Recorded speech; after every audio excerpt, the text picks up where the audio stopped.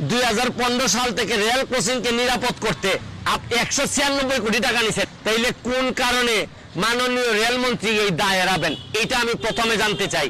মানে এত কোটি টাকা নিলেন, নিয়ে গেটম্যানদের নিরাপত্তা বা গেটের নিরাপত্তার জন্য এই টাকা যে কি করছেন আল্লাহ মাহবুব জানে।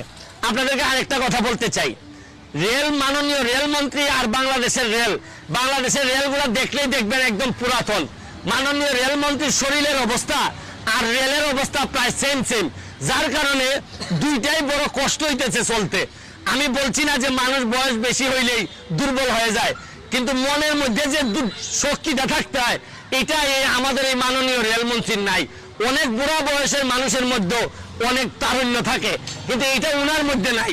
আরেকটা জিনিস হচ্ছে গিয়ে, মাননীয় প্রধানমন্ত্রী আমাদের যাদেরকে মন্ত্রী বানাইছেন এর মধ্যে অনেকেই তারা মনে করেন যে মাননীয় প্রধানমন্ত্রী মানে এটা একটা পুরস্কার দিচ্ছে।